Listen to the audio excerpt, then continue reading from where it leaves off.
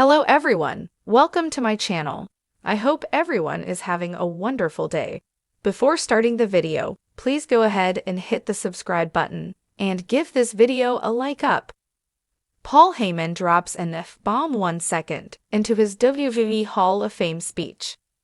In the world of professional wrestling, the WWE Hall of Fame induction ceremony is a time for reflection, respect, and recognition. It's a night when legends of the ring are honored for their contributions to the industry, and they often share heartfelt stories and memories that shaped their careers. But this year's ceremony took a wild turn when Paul Heyman, one of WWE's most iconic personalities and masterful orators, took the stage for his long-awaited induction speech. Heyman, known for his unpredictable nature and ability to blur the lines between fiction and reality, delivered a moment that will go down in wrestling history. With the anticipation at a fever pitch, Heyman, microphone in hand, walked onto the stage in a sleek black suit, his eyes gleaming with a hint of mischief. As the audience roared in admiration, he paused, taking a deep breath as if savoring the moment. And then, just 1 second into his speech, he dropped the unthinkable, an F-bomb. "Finally, I get my night. My moment in front of all you, ******ing people," Heyman exclaimed, his voice ringing out with a mixture of sarcasm and genuine excitement. The crowd fell silent for a brief second, jaws collectively dropping, before erupting into a mix of laughter, cheers, and a few shocked gasps. The live feed cut to black momentarily, leaving viewers at home stunned as WWE scrambled to handle the unexpected outburst. For a man who has spent his entire career breaking the rules and defying expectations, this was classic Paul Heyman. He had just shattered the formality of the Hall of Fame stage with the same rebellious spirit that made him a legend in the wrestling business. This was not a scripted promo, not a carefully crafted speech. It was Paul Heyman, unfiltered and unrestrained. The WWE Universe, consisting of fans, fellow wrestlers, and legends in attendance, reacted in a variety of ways. Some were doubled over in laughter, appreciating the audacity of Heyman's choice to completely disregard the formal nature of the event. Roman Reigns and the Usos, sitting in the front row, were seen exchanging smirks, shaking their heads as if to say, "That's Paul for you." Others, however, seemed less amused. Stephanie McMahon and Triple H were caught on camera with stunned expressions, their eyes wide in disbelief. Even Vince McMahon, the mastermind of WWE himself, couldn't help but break character for a moment, hiding a smile behind his hand. This was an event that was meant to be prestigious and polished, but Heyman had turned it into his own personal battleground of shock and awe. As the audience began to settle, Heyman's face softened into a wry grin.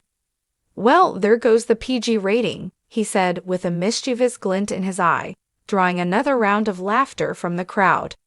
"But come on, what did you expect? You induct Paul Heyman into the Hall of Fame, and you're surprised I didn't come out here and recite a nursery rhyme." Heyman continued, seamlessly transitioning from chaos into what was undeniably one of the most powerful and heartfelt speeches in Hall of Fame history. He spoke with the raw honesty that has always defined him, his voice filled with the passion and conviction that made him one of the greatest managers, advocates, and masterminds in wrestling. Reflecting on his career, Heyman took the audience on a journey back to the days of Extreme Championship Wrestling, ECW, the promotion he built from the ground up into a cultural phenomenon. He spoke of the challenges, the sacrifices, and the revolution that ECW represented, a place where misfits and outcasts came together to change the landscape of professional wrestling. In ECW, we didn't have a budget, we didn't have corporate sponsors, and we certainly didn't have a TV PG rating, Heyman said, eliciting cheers from old-school wrestling fans. What we had was passion, creativity, and the audacity to say the system. We didn't just break the rules, we took the rulebook, tore it up, and set it on fire. The crowd roared in agreement, the energy in the room palpable as Heyman's words resonated with every rebel spirit in attendance. He acknowledged the ECW originals, Taz, Tommy Dreamer, The Sandman, Rob Van Dam, and others, who helped him create a legacy that still influences WWE to this day. It was a tribute to the underdogs, the risk-takers, and the believers who dared to dream big when no one else would. Paul Heyman's speech then took a more personal turn as he began to talk about the clients he's represented over the years.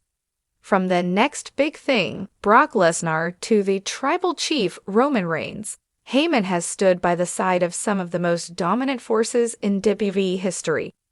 His role as their advocate was not just business, it was a bond, a partnership built on trust, ambition, and the drive to reach greatness.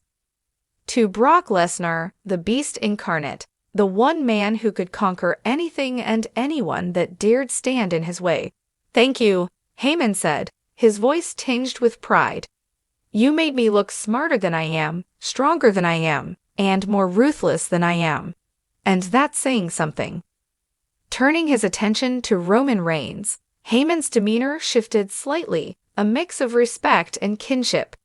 To the head of the table, the tribal chief, Roman Reigns, "You're not just a champion.